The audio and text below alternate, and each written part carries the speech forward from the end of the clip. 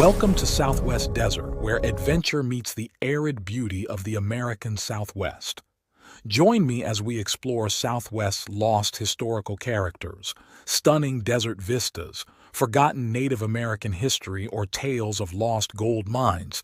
There's always something new to discover. Subscribe now and hit the bell icon so you don't miss out on our latest desert adventures. Let's journey together into the heart of the Southwest Desert. Sit back and enjoy.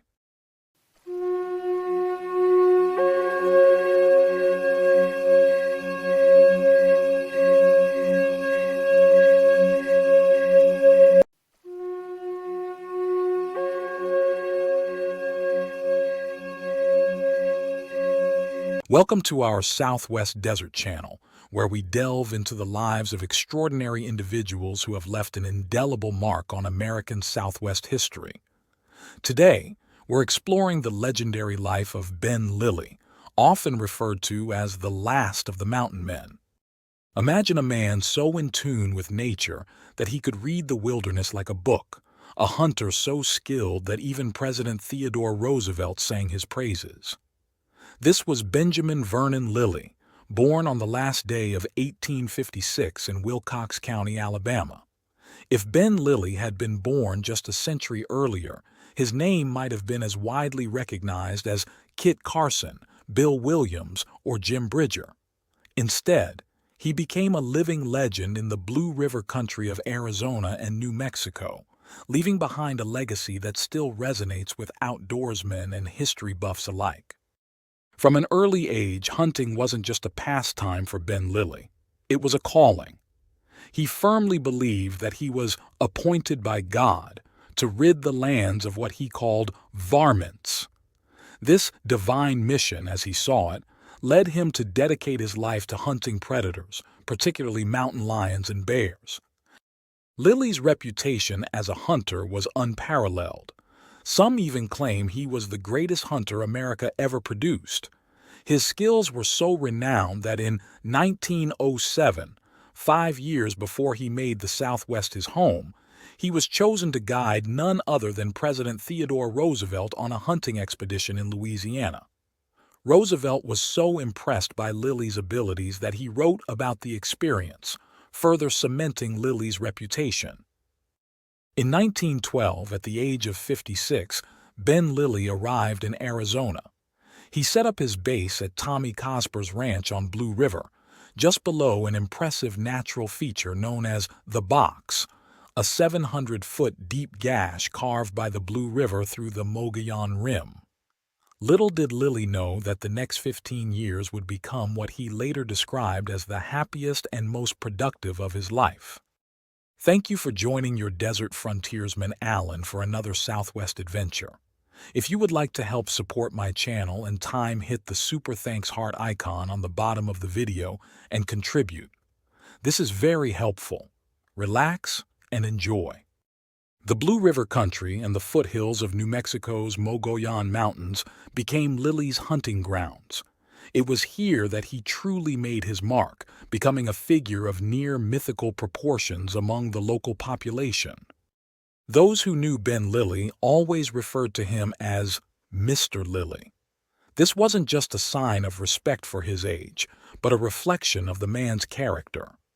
Despite his rough exterior and chosen lifestyle, there was something about Lilly that commanded respect.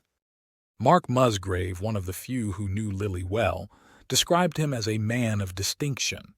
Standing just under 6 feet tall, Lilly was stocky and strong, with very blue, deep-set eyes that held a steady gaze. His full, wavy beard and rosy cheeks set against a rich golden tan gave him a distinguished appearance that belied his rugged profession. Lilly was a man of principles. He never smoked, never swore, and never drank. His constant companion was the Bible, which he read for hours while in camp and often carried with him on the trail. He would quote from it frequently, lending his speech a quaint, folksy quality that added to his unique character. Ben Lilly's life as a hunter was nothing short of extraordinary. Over a 15-year period, he claimed to have bagged an astounding 650 mountain lions and bears. This feat is even more impressive when you consider that by the time Lilly arrived in the Southwest, much of the once abundant game had already been thinned out by other hunters. What set Lilly apart was his incredible stamina and determination. He could go for days with nothing more than a bit of cornmeal while on a fresh trail. His body was described as a set of steel-trap springs, tough, resilient, and seemingly immune to fatigue. Lilly would trail an animal to the very end, often literally wearing out his prey before giving up. His knowledge of his quarry was unparalleled. After being on a lion's trail for just a short time, Lilly could determine its sex, approximate age, whether it was in its usual territory or new to the area, and even if it was hunting or just wandering. If it was a female, he could tell if she was carrying kittens and roughly when they were due. He gleaned all this information from minute examinations of tracks, stray hairs caught on bushes, the animals' beds, and marks left on trees. Ben Lilly's life wasn't without its challenges.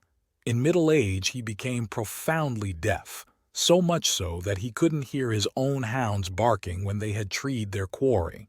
For most hunters, this would have spelled the end of their career. But Lilly was no ordinary man. To overcome his deafness, he devised an ingenious solution. He tied a lead hound to his belt, allowing the dog to guide him to the rest of the pack when they had cornered or treed their prey. Lilly's hounds were exceptionally well trained, staying with the game until he arrived, no matter how long it took, be it 5 hours or 5 days. This method wasn't without its dangers. Once, while following his lead hound, Lilly was pulled over a cliff by the excited animal. He found himself at the bottom of a canyon with a broken leg.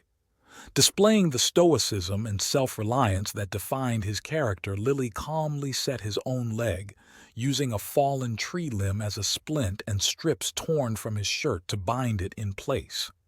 He then crawled on all fours back to his camp, where he remained alone for several days until his leg had set enough to allow him to ride a burro to seek better medical attention.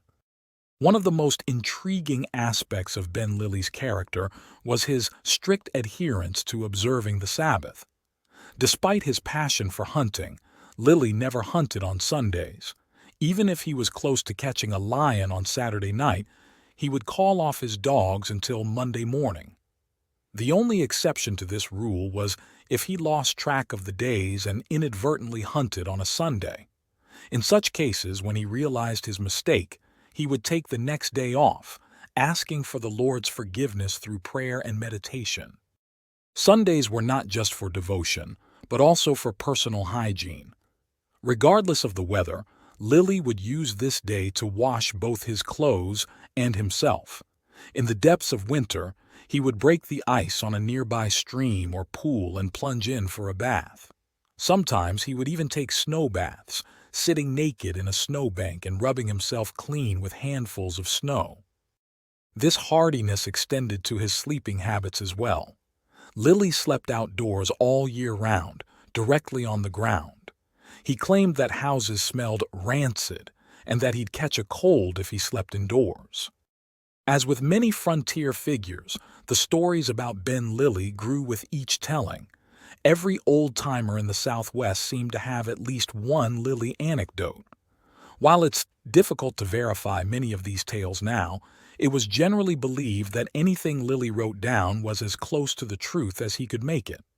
However, in a crowd, he was known to draw the long bow pretty far, embellishing his stories for effect. One story that speaks to Lilly's vitality, even in his later years, comes from Mark Musgrave. He recounts meeting Lilly at one of his camps when the hunter was already past 70 years old. To demonstrate how good he felt, Lilly ran to the top of a high hill 100 yards away and back again, barely breaking a sweat. Ben Lilly's impact on the Southwest was significant. He was employed several times by the U.S. Biological Survey as a predatory animal hunter, but he mostly worked independently, collecting bounties from counties and states. There are conflicting reports about his financial status at the end of his life. Some claim that despite the bank failures of the 1930s, he still had nearly $15,000 in savings when he died. Others dispute this, arguing that he was nearly penniless in his final days. What is known is that towards the end of his life, Lilly's mind began to wander and he couldn't remember in which banks his funds were kept. Lilly's legacy extends beyond his hunting exploits. He was known for making his own knives, often forging blades from discarded materials like horseshoers' rasps, worn-out saw blades, old auto springs, and hay-rake teeth. His knives were distinctive, featuring a backward sweep he called the Lilly hook, designed based on his years of close-quarters use. He also had a unique way of signing checks, often written on whatever material was at hand, bark, paper bag scraps, or newspaper margins. His signature was unmistakable, a drawing of a honeybee, followed by the letter V, and a drawing of a lily, BV Lilly. Despite their unconventional appearance, these checks were always honored.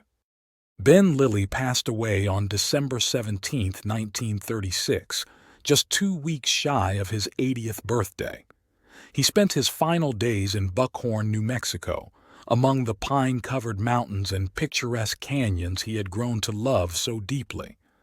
While he had hoped to meet death beneath a dusky cedar or along a sun-flecked trail, his many friends, thoughtful of his comfort, ensured he was cared for. In the end, Ben Lilly, the last of the mountain men, died in bed at the Grant County farm. Today, in the foothills of New Mexico's Mogollon Mountains, a monument stands in memory of Ben Lilly. But perhaps his greatest monument lies in the stories and memories of those who knew him, and in the wild lands he roamed and protected. His life serves as a testament to a bygone era, a time when the American frontier was still wild, and men like Ben Lilly could carve out a legend with nothing more than their wits, their courage, and their unwavering connection to the natural world. As we reflect on the life of Ben Lilly, we're reminded of the complex tapestry of American history. Lilly was a product of his time, a man driven by a sense of divine purpose to hunt predators, yet also a steward of the wilderness he called home. His story challenges us to consider the changing relationship between humans and nature, the evolution of the American frontier, and the enduring allure of individuals who live life on their own terms. Ben Lilly may have been the last of the mountain men, continues to inspire adventurers and conservationists alike. As we face new frontiers and challenges in our modern world, perhaps we can draw inspiration from the life of Ben Lilly, his resilience, his self-reliance, and his profound connection to the wild places of this earth.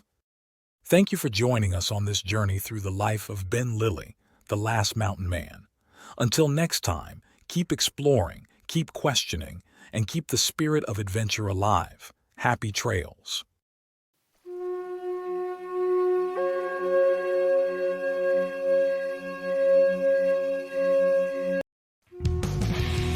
Thanks for watching. If you enjoyed this video, don't forget to like, comment, share, and subscribe for more great content. Hit the notification bell so you never miss an update. See you in the next video.